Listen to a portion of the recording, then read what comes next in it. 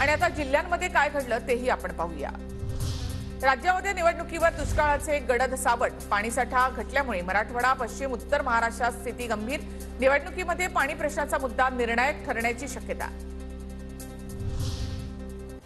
वाशिम जिल्ह्याच्या काही भागामध्ये पाणी टंचाईची शक्यता, तर अनेक ठिकाणी आतापासूनच टँकरनं पाणी पुरवठा। अंबाझरी तलावाच्या सुरक्षेवरून पाटबंधारे विभागाला हायकोर्टाचे निर्देश। विभागाच्या कार्यकारी संचालकांनी 3 एप्रिलपर्यंत ठोस भूमिका मांडावी, हायकोर्टाचे निर्देश।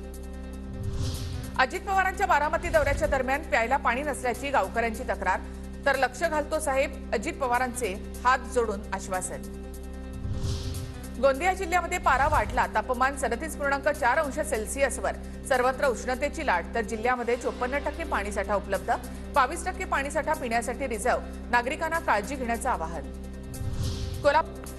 दापोलीमधील वादग्रस्त साई रिसॉर्ट तुटणार, हायकोर्टामधील सुनावणीच्या दरम्यान साई रिसॉर्ट अनधिकृत असल्याचं सिद्ध। 4 आठवड्यामध्ये रिसॉर्ट पाडण्याचे मुंबई हायकोर्टाचे आदेश।